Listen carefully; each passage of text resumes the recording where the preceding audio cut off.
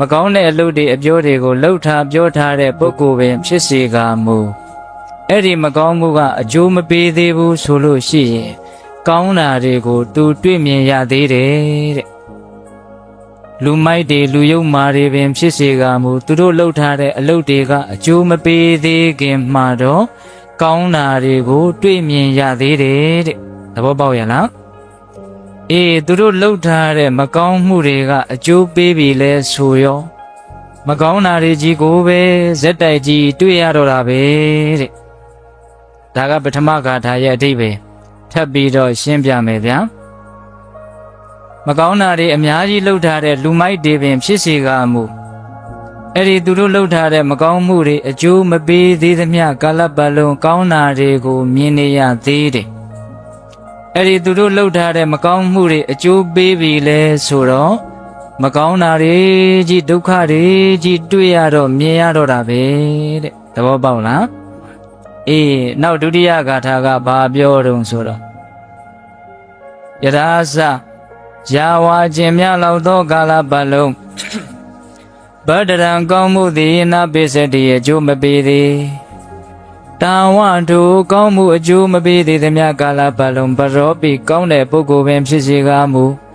ပါပံမကောင်းတဲ့အကျိုးပေးတွေကိုပတ္တိတွေ့မြင်နေရတယ်လူကောင်းသူကောင်းကောင်းတာတွေလုပ်နေတဲ့ပုဂ္ဂိုလ်ပင်ဖြစ်စေကားမူအဲ့ဒီသူလှုပ်ထားတဲ့ကောင်းတာတွေကအကျိုးမပေးသေးဘူးဆိုလို့ရှိရင်မကောင်းကျိုးတွေဒုက္ခတွေကိုအဲ့ဒီပုဂ္ဂိုလ်တွေ့ရတတ်တယ်တဲ့လူကောင်းမင်းဖြစ်စေကမူကောင်းတာတွေအကျိုးမပေးသေးခင်ဂျာကာလမှာမကောင်းတာတွေကိုတွေ့နေရတယ်ကောင်းတာတွေလည်းအကျိုးပေးပြီဆိုတော့အဲ့ဒီပုဂ္ဂိုလ်ကောင်းတာတွေကြီးတွေ့ရတော့တာပဲတဲ့ဒီတော့ဘေးသက်ပေါင်းသူတော်ကောင်းတို့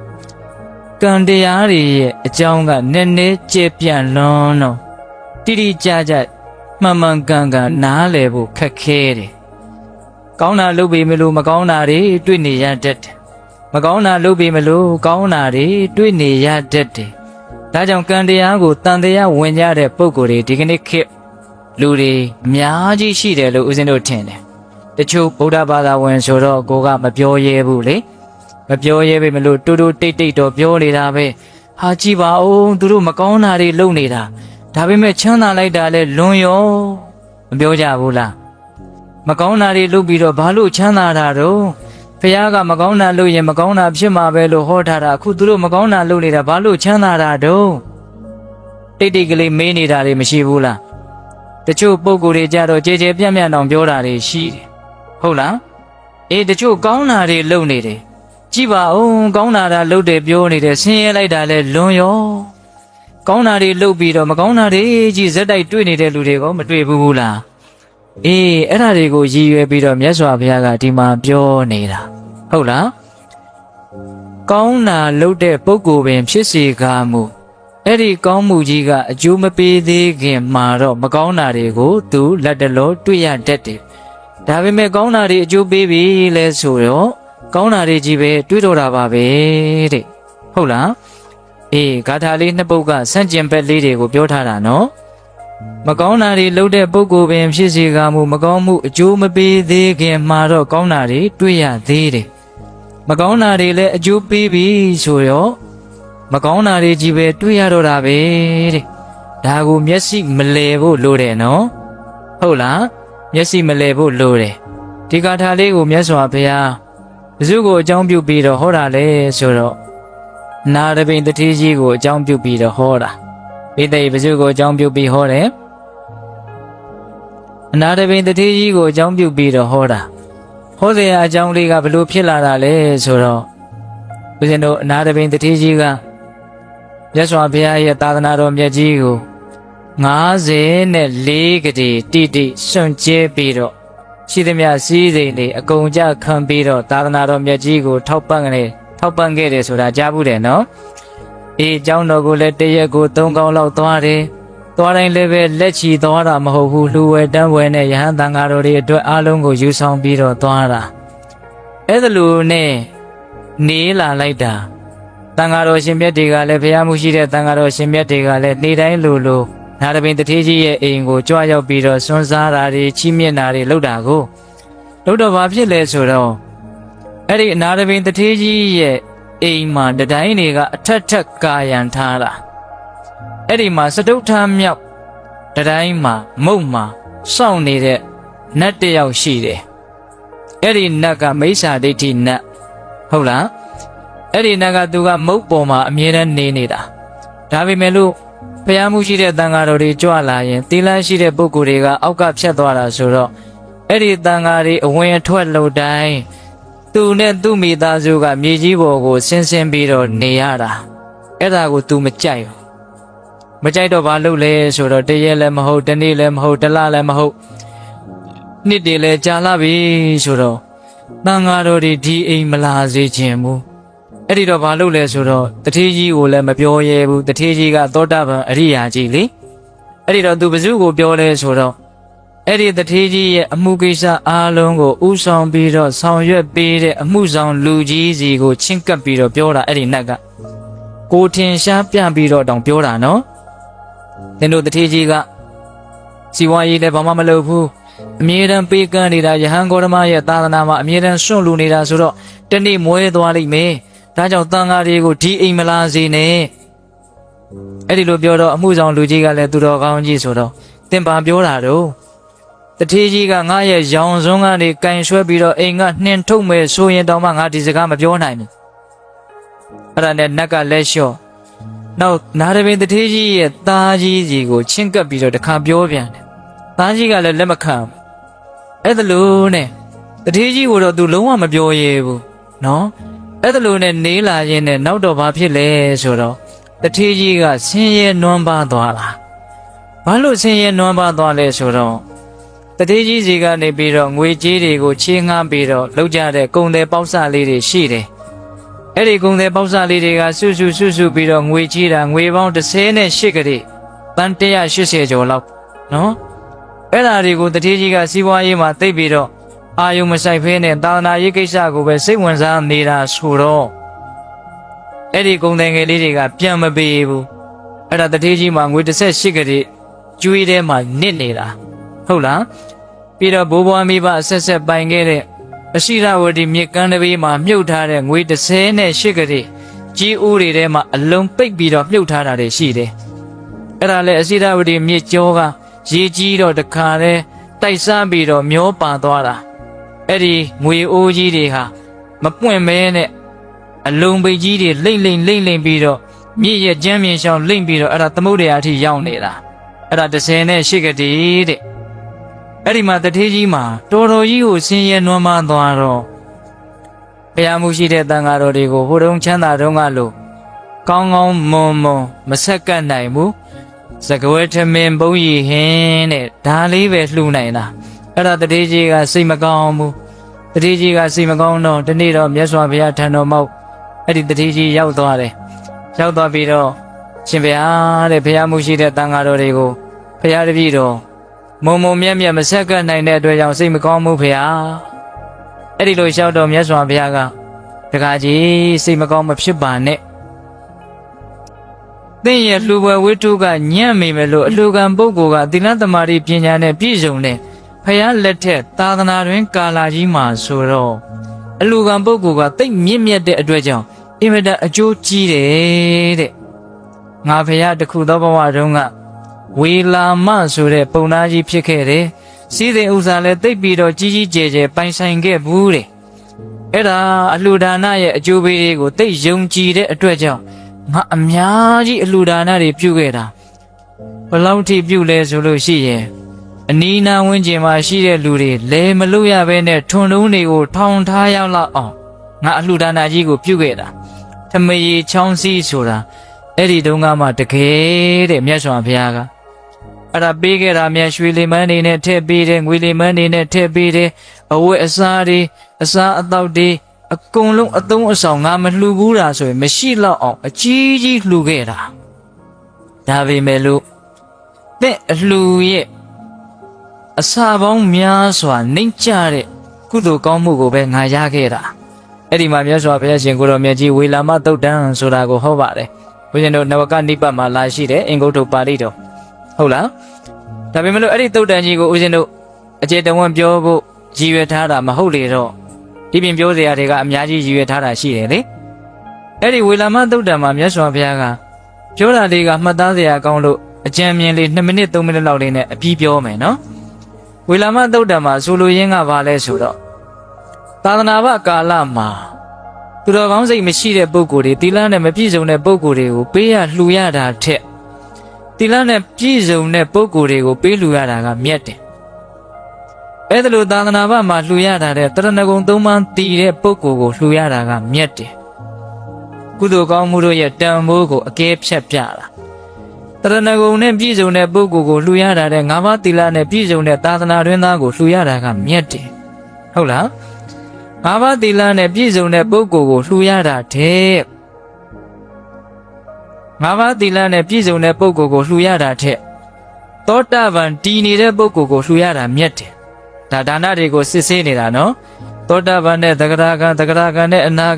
ဂံနဲ့ယဟန္တာတဲ့ပိစေကဗုဒ္ဓဒါဥစဉ်ကကြော်ချလိုက်တာအေကသဝကမဟာသဝကတွေကျန်သေးတယ်အဲ့ဒီပိစေကဗုဒ္ဓအရှင်မြတ်ကိုလှူရတာတဲ့သမန်တော်မௌဒိဉာဏ်ကိုရတဲ့ဘုရားရှင်ကိုတော်မြတ်ကိုလှူရတာမြတ်တယ်ဘုရားရှင်ကိုတော်မြတ်ကိုလှူရတာတဲ့ဘုရားအမှုရှိတဲ့တန်ဃာတော်တွေကိုလှူရတာကမြတ်တယ်အဲ့ဒီမြတ်လာပါတယ်ဆိုတဲ့အလှူဒါနတွေထက်ဘုရားရဲ့ဂုဏ်တရားရဲ့ဂုဏ်တန်ဃာရဲ့ဂုဏ်ကိုတကယ်သိမြင်နားလည်ပြီးတော့ယုံကြည်ပြီးတော့စိတ်ကပ်ရတဲ့တရဏဂုံမြတ်သုံးပါးကမြတ်တယ်တဲ့ဘေဒပေါင်းသူတော်ကောင်းတို့အလှူဒါနပေါင်းများစွာဘုရားမှုရှိတဲ့တန်ဃာတော်တွေဆိုမှတော့ကြီးကျယ်လာပြီပေါ့နော်အဲ့ဒီဘုရားမှုရှိတဲ့တန်ဃာတော်တွေကိုကြောင်းဆောင်လူသင်္ကန်းလူအားလုံးလူကျင်တဲ့လောက်လူအဲ့ဒီလှူတဲ့အလှူတွေတဲ့သုံးပါးသောတရဏဂုံကမြတ်တယ်တဲ့ဘေဒရေဟိုကောက်ရိုးတွေထင်းတွေဟိုရွာကြီးတရွာလောက်အပုံကြီးပုံထားတာနဲ့ဟိုဗဒမြားကလေးလက်တစ်စစ်လောက်ကလေးမများဘူးနော်ဘယ်ဟာကတန်ဖို့ရှိဘာဘူးလို့တော့ဗဒမြားမို့လို့ပေါ့ဟုတ်လားအဲ့ဒါလိုပဲနော်အလှူဒါနတွေထက်ကြိုက်တဲ့လောက်လှူနော်အဲ့ဒီအလှူတွေထက်ဘုရားကုံတရားကုံတန်ခါကုံကိုတကယ်သိမြင်နားလည်ပြီးတော့ဩဘုရားဆိုတာပါတရားဆိုတာပါတန်ခါဆိုတာပါလို့တကယ်မှန်မှန်ကန်ကန်သိပြီးတော့အသက်ပါအပ်ပြီးတော့စိတ်ကနိုင်တဲ့တရဏဂုံသုံးပါးကပါလေမြတ်တယ်တဲ့အဲ့ဒီတရဏဂုံသုံးပါးတဲ့၅ပါးသီလလုံခြုံရတာကမြတ်တယ်ဖေးတဲ့ငွေကုန်ကြေးချမများပဲနဲ့လူပြေချိုးနှက်เสียကုသိုလ်လေးတွေကိုပြောနေတာဟုတ်လားအဲ့ဒီ၅ပါးသောသီလထက်လက်ဖြစ်တဲ့အတွက်ခန့်နွားတို့တညစ်ခန့်မြပွားများရတဲ့စစ်မှန်တဲ့မေတ္တာတရားလေးကမြတ်တယ်တဲ့နော်အဲ့ဒီမေတ္တာတရားတွေထဲလက်ဖြစ်တဲ့အတွက်ခန့်မြပွားများရတဲ့အနိစ္စတင်ညာပေးတဲ့ဘာတင်ညာအနိစ္စတင်ညာအနိစ္စဆိုတာကမမြဲတာတင်ညာဆိုတာကအမှတ်ရတာမမြဲခြင်းတရားကိုအမှတ်ရလိုက်တာစိတ်ထဲကဟုတ်လားအဲ့ဒီအနိစ္စတင်ညာလက်ဖြစ်တဲ့အတွက်ခန့်ကာလမြကြာတဲ့အိဋ္ဌတင်ညာအဲ့ဒီအနိစ္စတင်ညာကမြတ်တယ်တဲ့ကုသိုလ်ကောင်းမှုတွေထဲမှာတော့လောကီကုသိုလ်တွေထဲမှာတော့ခေါင်ပေါ့ဗျာဟုတ်လားအေးအဲ့ဒါဦးဇင်းတို့ဝေလာမသုတ်တန်ရဲ့အနှစ်ချုပ်ဒါကြောင့်ပုံနာမြတ်စွာဘုရားရှင်ကိုရောမြတ်ကြီးကတထေးကြီးတဲ့ဒါဂါကြီးတဲ့အလှူဒါနနှိမ့်ကြလို့အလှူဝတ္ထုနှိမ့်ကြလို့စိတ်ဓာတ်မကြပါနဲ့ဆိုတဲ့အဓိပ္ပာယ်ပေါ့နော်အဲ့ဒါလိုဝေလာမသုတ်တန်ကြီးဟောပြီးတော့နာရပင်တထေးကြီးလည်းဝမ်းမြောက်ဝမ်းသာဖြစ်အိမ်ပြန်အဲ့ဒီမှာတထေးကြီးဆင်းရဲပြီးမွဲပြီးဆိုတော့မှစောတော်တုံးကစတုထမြောက်တကားမုတ်မှာနေတဲ့မိစ္ဆာဒိဋ္ဌိနတ်နော်စာတုံးကတထေးကြီးအစဉ်ပြေတုံးကသူမပြောရဲဘူးအခုဆင်းရဲပြီဆိုတော့ဒီအချိန်မှာငါပြောရင်တော့ငါစကားကိုလက်ခံတန်ကောင်းရဲ့လို့သူအဲ့လိုတွက်တာသူအတွက်မှားတာကိုနောက်တော့သိရမယ်အဲ့ဒါနဲ့တန်းကောင်ရမှာတထေးကြီးရဲ့ဟိုအိတ်တဲ့အဆောင်ကိုတန်းကောင်ရမှာအယောင်ဝါရီနဲ့သူလာတာနောက်တော့ဘာကိစ္စလဲစတုထမြောက်တကားမုံမှာစောင့်နေနတ်ပါဘာကိစ္စလဲမှန်လားပါတထေးကြီးတဲ့တထေးကြီးခုဆင်းရဲနေပြီနော်တဲ့အဲ့ဒါငါသိပါတယ်အဲ့ဒါကိုချမ်းသာခြင်းလို့ရှိရင်ဒါမျိုးမလုပ်သင့်ဘူးဘာမျိုးမလုပ်သင့်တာတော့ ယဟန်ဂေါတမအမှုပြုတဲ့တန်ဃာတော်တွေကိုအမြဲတမ်းပေးကြွေစွန့်ကြဲနေမှတော့စီးပွားရေးပဲစိတ်မဝင်စားမှတော့မွေးမှာပေါ့တဲ့ဒါကြောင့်တထေးကြီးပြန်ပြီးတော့စီးပွားရေးအခြေအနေကောင်းကျင်တဲ့ဆိုရင်ယဟန်ဂေါတမအမှုရှိတဲ့တန်ဃာတော်တွေကိုအိမ်မလာစေနဲ့နော်ပြီးတော့စီးပွားရေးကိုဇောက်ချပြီးတော့လုံးတဲ့ဟာအဲ့ဒါကသင်ကငါ့ကိုပေးတဲ့အဆုံးမလားတဲ့တထေးကြီးကဟုတ်တယ်တဲ့ဒါသင်အတွက်ပေးတဲ့အဆုံးမပဲအေးဒါသင်အဆုံးမဆိုရင်ငါပြောမယ်သင်အင်မတန်မိုက်တဲ့နတ်ပဲတဲ့သင်လိုမိုက်တဲ့နတ်နဲ့ငါတအိမ်ထဲမှာအတူတူမနေနိုင်ဘူးဒါကြောင့်သင်ငါအိမ်မှာလုံးဝမနေနဲ့တဲ့ဘိတဲ့နတ်ကိုနှင်ထုတ်တာသောတာပန်အရိယာသူတော်ကောင်းကြီးကနှင်ထုတ်တာဆိုတော့အဲ့ဒီနတ်လုံးဝမနေနိုင်ဘူးအဲ့ဒါနဲ့သူ့ရဲ့သားသမီးလက်ဆွဲပြီးတော့ဒုက္ခပဲငါ့ကိုကျေးဇူးတင်လိမ့်မလားငါလည်းပဲနေရာကောင်းလေးပြန်ရမလားဆိုပြီးတော့ပြောရနေတာအဲ့ဒါနဲ့သူစိတ်ပြက်ပြီးတော့ကြံရမရစတုမာရဲ့နမင်းကြီးလေးပါးစီကိုသွားပြီးတော့ကြံတောင်းတယ်တထေးကြီးရဲ့အိမ်ကလွဲလို့သူ့မှာနေစရာလည်းမရှိပါဘူးနတ်လောကဆိုတာစမ်းကြယ်တယ်ဗျဒီပြင်တကူတွေရှိပေမဲ့လို့သူတို့မစွမ်းတဲ့နေရာမှာလည်းမစွမ်းမှုပဲပေါ့နော်အဲ့ဒါနဲ့စတုမာရဲ့နမင်းကြီးလေးပါးစီသွားပြီးတော့အကူကြီးတောင်းတယ်နမင်းကြီးလေးပါးကလည်းသင်သိမ့်မိုက်တာပဲသောတာပန်အရိယာကြီးကိုဒီလိုသွားပြောတာကိုဘလို့အကြံမပေးတတ်ဘူးအဲ့ဒါနဲ့တရားမင်းကြီးရောက်တရားမင်းကငါသင်ကိုကြံပေးမယ်တဲ့သင်ဒဏ်ထမ်းရမယ်တဲ့မလုပ်ရမယ်ဒဏ်ထမ်းရမယ်တဲ့အဲ့ဒါဘာလဲဆိုတော့တထေးကြီးရဲ့အထံကနေပြီးတော့ကုံတယ်ငယ်လေးတွေချေးသွားတဲ့18ကလေးသောငွေတွေကိုသင်ဟာဗန္နာဇိုးဟန်ပုံဖန်ဆင်းပြီးတော့လိုက်လံပြီးတော့တောင်းသင်ရဲ့နတ်အာနုဘော်နဲ့တောင်းရအောင်တောင်းပြီးရင်အဲ့ဒါကိုတထေးကြီးရဲ့အခွင့်ကြီးရှိတဲ့ဗန္နာတိုက်တွေထဲမှာသွားပြီးတော့ထည့်ပြီးတော့သမုဒ္ဒရာကိုမျောပါသွားတဲ့အရှိရဝတီမြေကျောင်းရှောင်းမျောပါသွားတဲ့18ကလေးသောငွေအိုးတွေရွှေအိုးတွေကိုသင်ရဲ့တကူအာနုဘော်နဲ့ဆဲပြီးတော့တထေးကြီးရဲ့ဗန္နာတိုက်ထဲကိုထည့်ပြီးတော့အရှင်မရှိတဲ့ပိုင်ရှင်မရှိတဲ့18ကလေးသောပစ္စည်းတွေဘယ်နာမှာရှိတယ်အဲ့ဒါကိုလည်းသင်ရဲ့အာနုဘော်နဲ့တထေးကြီးရဲ့ဗန္နာတိုက်ထဲကိုရောက်အောင်လို့50နဲ့4ကတိနော်အဲ့ဒါကိုသင်ရဲ့အာနုဘော်နဲ့တထေးကြီးရဲ့ဗန္နာတိုက်ထဲကိုရောက်အောင်လုပ်ပြီးတော့တထေးကြီးကိုဝန်ချတောင်းပန်လေတချို့ဦးဇင်းတို့ဗုဒ္ဓဘာသာကိုတချို့မယုံကြည်တဲ့ပုဂ္ဂိုလ်တွေယုံကြည်မှုအားနည်းတဲ့ပုဂ္ဂိုလ်တွေဆိုလို့ရှိရင်ဟာဒီပစ္စည်းတွေကိုတောင်တကိုးနဲ့သယ်နိုင်သေးတာပဲကိုနေရာလေးကိုရအောင်မရှာနိုင်ဘူးလားလို့ဒီနတ်ကဘာနတ်လဲလို့ဇောရကတက်မဆိုတဲ့ဆရာရှိတယ်နော်အေးနတ်ပြည်လောကရဲ့စမ်းကြယ်ပုံလေးဒကာသမားတို့ဦးဇင်းတို့ရဲ့ဉာဏ်နဲ့ဘယ်သိနိုင်မှာလဲဗျဟုတ်လားမသိနိုင်ဘူးနော်ဒကာကြီးဒီမကြီးမြအေးဟိုနေရာမှာစွမ်းမယ်လို့ဒီနေရာမှာမစွမ်းတာတွေကရှိသေးတာကိုဟုတ်လားအေးအဲ့ဒါနဲ့သင်အဲ့ဒါလိုတန်ထမ်းပြီးတော့တထေးကြီးကိုတောင်းပန်ပဲဆိုရင်ကြည်နတ်တန်ခေါင်းရဲ့လို့ဘယ်သူကအကြံပေးတာလဲဤတရားမင်းကြီးကအကြံပေးတာအဲ့ဒါနဲ့အဲ့ဒီနတ်ကဟုတ်ပြီဆိုပြီးတော့တရားကြံပေးတဲ့အတိုင်း54ကလေးသောပစ္စည်းတွေကိုတထေးကြီးရဲ့ဗန္ဒာတိုက်ထဲကိုအပြည့်ထည့်ပြီးတော့တထေးကြီးစီကိုဝင်ပြီးတော့ရှစ်ခိုးပြီးတော့ကြော့ပြီးတော့တောင်းမှနတ်ကလည်းလူကိုကြော့တာနော်ဒါမဲ့လူကတော့ဘာလူလဲအရိယာသောတာပန်လူပေါ့ဟုတ်လားအေးအဲ့ဒါလိုကြော့ပြီးတော့ပြင်းမာမိသမျှလွန်ကျူးမိသမျှကျင့်တတ်ပါဒါမျိုးတော့မပြောတော့ပါဘူးဒါကြောင့်ဒီအိမ်မှာလည်းပဲပြန်ပြီးတော့နေခွင့်ပေးပါဒဏ်ထမ်းခြင်းအမှုကိုလည်းပဲ54ကလေးရှိအောင်ကျွန်တော်မျိုးကြီးဆောင်ရွက်လို့ပြီးပါပြီအဲ့ဒါလိုတောင်းပန်တော့တတိကြီးကစဉ်းစားတယ်ဂိုင်းဒီနတ်မိုက်သည့်အားလျော်စွာမလိမ္မာသည့်အားလျော်စွာမှားတဲ့အပြောတွေတော့ပြောခဲ့တာပြီးစီတော့အခုသူ့ရဲ့ဒဏ်ထမ်းတဲ့အမှုကလည်းကျင့်တတ်เสียကောင်းတယ်ငါကိုလည်းတောင်းပန်တယ်ဆိုတော့ဂိုင်းဟုတ်ပြီအဲ့ဒီလိုဆိုလို့ရှိရင်ငါကိုးကွယ်တဲ့မြတ်စွာဘုရားကိုသင်လိုက်ပြီးတော့ကြော့မှငါကျင့်တတ်နိုင်မယ်အဲ့ဒါလိုပြောပြီးတော့နောက်နေ့ရောက်တော့အဲ့ဒီနတ်ကိုခေါ်ပြီးတော့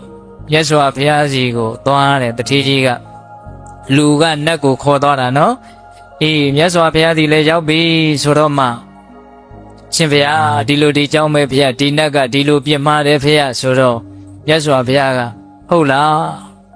မသိသည့်အလျောက်မိုက်မဲသည့်အလျောက်ပြောတာရှိပါစေတော့မြတ်စွာဘုရားကိုလည်းအဲ့ဒီနတ်ကတောင်းပန်ဝန်ချတာကိုအဲ့ဒီမှာမြတ်စွာဘုရားကယခုနတုန်းကပေးတတ်ပေါင်းသူတော်ကောင်းတို့ကိုဦးဇင်းတို့အချင်းချုပ်ကလေးရှင်းပြခဲ့တဲ့ဂါထာ နှစ်ခါထားနော်အဲ့ဒီမှာဟောတာပါဘောမိပတ္တိပတ္ထယာဝပါပံနပိစတိယရာသပိစတိပါပါထပါဘောပါပါနိပတ္တိမကောင်းတဲ့ယုံမာတဲ့ပုဂ္ဂိုလ်ပင်ဖြစ်စေကမူမကောင်းတာတွေလှုပ်ထားတဲ့ပုဂ္ဂိုလ်ပင်ဖြစ်စေကမူသူလှုပ်ထားတဲ့မကောင်းမှုတွေကအကျိုးမပေးသေးဘူးဆိုလို့ရှိရင်ကောင်းတာတွေကိုတွေ့မြင်နေရသေးတယ်တဲ့သူလှုပ်ထားတဲ့မကောင်းမှုတွေအကျိုးပေးပြီလဲဆိုတော့အဲ့ဒီပုဂ္ဂိုလ်မကောင်းတာတွေကြီးပဲတွေ့ရတော့တယ်တဲ့ဟုတ်ရလားအေးဗရယောပိပတ္တိပါမယာဝဗရဏပိစတိယရာဇပိစတိဗရဏထဗရယောဗရယဏိပတ္တိကောင်းတာတွေလုံနေတဲ့ကောင်းတဲ့သူတော်ကောင်းပင်ဖြစ်စေကမူသူလှုပ်ထားတဲ့ကောင်းတာတွေကအကျိုးမပေးသေးဘူးဆိုရင်ဆင်းရဲတာတွေမကောင်းတာတွေကိုတွေ့မြင်ရနိုင်သေးတယ်သူလှုပ်ထားတဲ့သူပြောထားတဲ့သူကြံထားတဲ့ကောင်းတာတွေလည်းအကျိုးပေးပြီဆိုတော့မှကောင်းတာတွေကြီးအဲ့ဒီပုဂ္ဂိုလ်တွေ့ရတယ်ကံတရားတို့ရဲ့အလှည့်အပြောင်းကလေးတွေဟုတ်လားကံဆိုတာမျိုးစေ့နဲ့တူတယ်နော်ဟောအခုမျိုးစေ့လေးတွေရှိတယ်လေရက်ပိုင်းအတွင်းပေါက်တာရှိတယ်ဟိုလပိုင်းလောက်ဆောင်းမှပေါက်တာရှိတယ်ဟိုတုန်းကဥစဉ်ကြားဖို့လိုက်တယ်တရုတ်ပြည်မှာဟိုဘရုံမှာကြာစီတစ်စိနှစ်ပေါင်း3000ရှိပြီမပေါက်သေးဘူးတဲ့အဲ့ဒီအထက်ထဲမှာလည်းပေါက်နိုင်တဲ့တတ္တိရှိသေးတယ်မျိုးစေ့တွေဟာသူ့အချိန်ကာလကြာမှပေါက်လာတဲ့မျိုးစေ့အမျိုးမျိုးရှိတယ်လို့ကံတရားတွေဟာချက်ချင်းကြိုးပေးတာရှိတယ်နောက်ဘဝအကျိုးပေးတာရှိတယ်ဒုတိယဘဝမှာအကျိုးပေးတာရှိတယ်တတိယဘဝကျမှအကျိုးပေးတာရှိတယ်ဟုတ်လားဦးဇင်းတို့ပေးတဲ့ကြည်ကြားဘူးတဲ့နာဒရဇတ်နော်နာဒရဇတ်မှာလေဟိုအင်္ဂတိမင်းကြီးကဟိုဂုဏဆိုတဲ့တက္ကသိုလ်ကြီးတီသွားပြီးတော့တရားနာတာကိုအလာတဆိုတဲ့ဒေဝရအမတ်ကဒေဝရအလောက်အမတ်ကအကြံပေးလို့လေအဲ့ဒီမှာဂုဏတက္ကသိုလ်ကြီးကဘာတရားတွေဟောတာလဲကောင်းတာလို့လဲကောင်းတာဖြစ်မှာမဟုတ်မကောင်းတာလို့လဲမကောင်းတာဖြစ်မှာမဟုတ်ဘူးလောကမှာကောင်းတာမကောင်းတာကိုမရှိဘူးဖြစ်ချင်တိုင်းဖြစ်နေတာဖြစ်ချင်ရဖြစ်နေတာဘာမှကြောက်ကြမနေတဲ့တတ္တဝါဆိုတာ84ကဘာပြီးရင်ပြီးသွားတာအခြေလုံးတစ်လုံးကိုအစကနေကင်ပြီးတော့လှိတ်ချလိုက်ဟောရှင်ကုံတော့ဆုံးတော့ရက်သွားတာမေဒါသူ့အယူဆဗျတော်တော်ကြောက်စရာကောင်းတယ်နော်ကောင်းတာလည်းမရှိဘူးမကောင်းတာလည်းမရှိဘူးလှုပ်ချင်ရလှုပ်ကောင်းတာလှုပ်လည်းမကောင်းတာဖြစ်ချင်ဖြစ်တာမကောင်းတာလှုပ်လည်းကောင်းတာဖြစ်ချင်ဖြစ်တာဒါကြောင့်ကောင်းမှုမကောင်းမှုရဲ့အကျိုးပေးဆိုတာတကယ်စင်စစ်မရှိပါဘူးတဲ့အဲ့ဒါသူ့နဲ့ခက်ရဟန်းဖြစ်လာမဲ့တက္ကတွန်းမှားယွင်းတဲ့အယူဆတွေကိုဖြန့်ချိနေတာဟုတ်လားအဲ့ဒါကိုအင်္ဂတိမင်းကြီးကနားထောင်ပြီးတော့သဘောကြီးကြားတယ်ဗျာအဲ့ဒီလိုသဘောကျနေတုံးရှိသေးတယ်ဘာဖြစ်တုံးဆိုတော့အလာတအမတ်ကထပြီးတော့ပြောတယ်ဒေဝရအလောင်းမတ်ကမင်းကြီးတဲ့တိတ်မှန်တာပဲတဲ့ဒီတက္ကတွန်းကြီးပြောတာဘာဘူးလို့တုံးဆိုတော့ကျွန်ုပ်လည်းပဲအရင်ဘဝတုန်းကနွားတက်ခဲ့တာတဲ့တကယ်နွားတက်ခဲ့တာဒေဝရအလောင်းအလာတအမတ်အလောင်းကအဲ့ဒါတစ်သက်လုံးနွားတက်ပြီးတော့ဟောဒီဘဝကျတော့တထေမင်းကြီးအမှတ်မင်းကြီးလာဖြစ်တာဗျာတဲ့မကောင်းတဲ့အကျိုးပေးရှိတယ်ဆိုလို့ရှိရင်ဟာကျွန်ုပ်ငရဲရောက်မှာပေါ့တဲ့အခုနွားတက်ပြီးတော့ကျွန်ုပ်အမတ်ဖြစ်နေတယ်တဲ့ပိတဲ့ဘာတက်ပြီးဘာဖြစ်နေတယ်နွားတက်ပြီးအမတ်ဖြစ်နေတာတဲ့ဗျာအဲ့ဒါလည်းတကယ်ပဲဗျာဒါပေမဲ့အမတ်ဖြစ်တာကနွားတက်လို့တော့မဟုတ်သူကဒုတိယဘဝပဲသူကမြင်တာသူကတတိတရဉာဏ်ရတယ်အဲ့ဒီဒေဝရအလောင်းကဒါပေမဲ့တတိယဘဝတုန်းကသူကောင်းတာတွေအများကြီးလုပ်ခဲ့တယ်အဲ့ဒါကို तू မမြင်ဘူးအဲ့ဒီနွားတက်တဲ့ဘဝကိုပဲ तू ကမြင်တာနွားတက်ပြီးတော့အမတ်ဖြစ်တယ်လို့လွယ်လွယ်မှားမှားယူဆတာနော်အမတ်ဖြစ်အောင်လူဘဝကိုအကျိုးပေးအောင်ပြုလိုက်တဲ့ကံကိုအဲ့ဒီကံပြုခဲ့တဲ့ဘဝကို तू မမြင်ဘူးဟုတ်လားအမြင်ကလေးတစိမ့်တရေတနဲ့ဆုံးဖြတ်လိုက်တာမှားပါလေရောဟင်တခါကြီးဒီမိုင်များဂျားပြဥပမာတွေကခေါင်းထဲပေါ်လာပြန်ပြီဗျာဟိုမျက်မမြင်ပုံနာ6ယောက်ဆိုပြီးငငယ်တုန်းကဦးဇင်းတို့သင်ခဲ့ရဘူးတယ်လေဖျားပေးတဲ့ဥပမာပါပဲဟုတ်လားဆင်ကြီးကိုဘာလဲဆိုပြီးတော့ဘုရင်ကြီးကမေးတော့စမ်းကြည့်တာလေဆင်ရဲ့ခြေထောက်ကြီးစမ်းပြီးတော့အော်ဆင်ဆိုတာတိုင်တလုံးလိုပါပဲလို့ဆုံးဖြတ်ချက်ချတယ်ပေးတဲ့တွတ်ခါအောင်မှားတယ်ဆင်ဆိုတာဘာတဲ့တော့ဆင်ဆိုတာတိုင်တလုံးမေးတယ်ဟုတ်လားနေရွယ်ကြီးစမ်းပြီးတဲ့လူကအော်ဆင်ဆိုတာဘာများလဲအောက်မိတယ်ဆင်ဆိုတာသကောကြီးလိုပါပဲလို့ပြောတယ်နော်ပေးတဲ့လောကကြီးကိုကြည့်ပြီးတော့ဆုံးဖြတ်တဲ့နေရာမှာမပြည့်မစုံမမှန်မကန်တစိမ့်တရေတာလေးမြင်ုံမြတ်နဲ့ဆုံးဖြတ်လို့ဖြစ်မလားအေးဒါကြောင့်တချို့ရှိတယ်နော်ဟာအဲ့ဒီလူမကောင်းတာတွေလုပ်နေတာဒါပေမဲ့ကောင်းတာတွေဖြစ်နေတာချမ်းသာတာလည်းလွန်ရောကောင်းတဲ့ကံဆိုတာအကျိုးပေးတာဟ ဟုတ်ဟန်မတူပါဘူးမကောင်းတဲ့ကံအကျိုးပေးတာဆိုတာလည်းဟုတ်ဟန်မတူပါဘူးလှုပ်ချင်ရလှုပ်လို့ရတယ်နဲ့တူပါရဲ့လို့တချို့ဒီလိုထင်တာရှိတယ်နော်အခုဒေဝဒတ်ဖြစ်မဲ့အလာတအမတ်ကဘလို့ပြောနေတာလဲနွားတက်လို့အမတ်ဖြစ်တယ်လို့ပြောနေတာမှန်လဲမှန်တယ်ဒါပေမဲ့အမတ်ဖြစ်တာကတော့နွားတက်လို့မဟုတ်အရင်ဘဝတုန်းကကောင်းတာလုပ်ခဲ့တာကို तू မမြင်ဘူးဟုတ်လားအဲ့ဒါလို့လဲအလာတအမတ်ကပြောလိုက်ရောဦးဇင်းတို့ရှင်မာမောက်ကလံဖြစ်လာမဲ့ဘီဇကကျွန်းဆိုတာကအဲ့ဒီပိဋကတ်ထဲမှာရှိတယ်ခုနတက္ကသိုလ်ကြီးကပိဋကတ်ပုံများစွာကိုတရားဟောနေတာအဲ့ဒါအင်္ဂတိမင်းကြီးကတရားနာနေတာပိဋကတ်ဘိုးဘအစုံအဲ့ဒါအမတ်ကြီးကအင်္ဂတိမင်းခုနတက္ကသိုလ်ကြီးရဲ့တရားကိုလည်းထောက်ခံလိုက်ရောအဲ့ဒီဘီဇကကျွန်းငိုတော့တာပဲဗျာအဲ့ဒီဘီဇကကျွန်းကရှင်မာမောက်ကလံဖြစ်လာမှာဘာလို့ငိုတာလဲဆိုတော့မင်းကြီးတဲ့မင်းကြီးကမေးတာကိုဟာမင်းဘာလို့ငိုတာတော့ပိဋကတ်တွေကြားတဲ့မင်းကြီးတဲ့ကျွန်တော်မျိုးကြီးလည်းနောက်ဘဝကိုမြင်နေတဲ့အရင်ဘဝတုန်းကကျွန်တော်မျိုးကြီးကဘာဝဆိုတဲ့တထေးကြီးဖြစ်ခဲ့တာလှူလိုက်တာမှရက်ဆက်ပဲတဲ့လူတွေပေါ်တနာလွန်းလို့ကျင်နာလွန်းလို့စွန့်လွတ်ခဲ့တာဒီမှာအများကြီးပဲတဲ့ဒါပေမဲ့ဒီဘဝမှာကျွန်ဖြစ်တယ်တဲ့ကောင်းမှုရဲ့အကျိုးကရှိဟန်မတူပါဘူးတဲ့အမေသူကပြောသေးတယ်ဗျာကျွန်တော်မျိုးကြီးကဘာနဲ့တူတုံးဆိုတော့ဟိုဖဲကစားတဲ့နေရာမှာလိမ္မာကျွမ်းကျင်ခြင်းမရှိတဲ့ဖဲသမားလိုမှားတဲ့ဖဲကိုပဲယူမိတာနဲ့တူပါတယ်တဲ့ပြီးတဲ့ဥပမာတော်တော်ကောင်းတယ်တော့ဒီမှာကြီးများဟုတ်လားဗါတဲ့တော့မကောင်းတဲ့ဖဲကိုပဲယူမိတာသူတို့ဘဝကိုသူတို့ကကံစိုးကံကောင်းနံပေါ်နံကြားထောက်တလောက်ဖဲအောင်းမိတာနဲ့တူတယ်အဲ့လိုမဟုတ်ဘူးနော်ဘဝဆိုတာအင်မတန်တိကျတယ်မှန်ကန်တယ်ကောင်းတာလို့ရင်ကောင်းတာကသူ့လာမှာမကောင်းတာလို့ရင်မကောင်းတာလည်းသူ့လာမှာပဲအခြေခံကြနားလည်ဖို့မလိုဘူးလားအခု तू ပြောလိုက်တာကတော်တော်တောင်ကြောက်စရာကောင်းတယ်ကျွန်တော်မျိုးကြီးကတော့တဲ့ကစားသမားလို့မကောင်းတဲ့ဖဲချက်ကိုယူမိလေးရောင်တကားဘဝဆိုတာခေါင်းပန်းလှန်တဲ့လောက်မလွယ်ပါဘူးဗျာဟုတ်လားဖြစ်ချင်တိုင်းဖြစ်နေတာမဟုတ်ဘူးဖြစ်တဲ့ဖြစ်ထိုက်တာတွေဖြစ်နေတာဟုတ်လား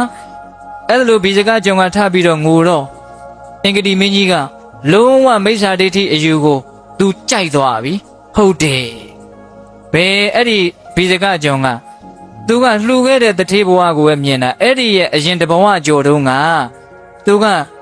နွားပြောက်ပြီးတော့တိုးထဲမှာနွားရှာတာစိတ်တူနေတာအဲ့ဒီချိန်မှာယဟန်တစ်ပါးကလာပြီးတော့လမ်းပြောက်လို့လမ်းမေးတာအဲ့ဒါကိုဒီယဟန်ကလည်းနှုတ်ကကြမ်းလိုက်တာကျွန်နဲ့နာတူတော့တယ်လို့သူကအဲ့ဒါလို့ပြင်မှားခဲ့ဘူးလားအဲ့ဒါကြောင့်သူဒီဘဝမှာကျွန်ဖြစ်နေတာ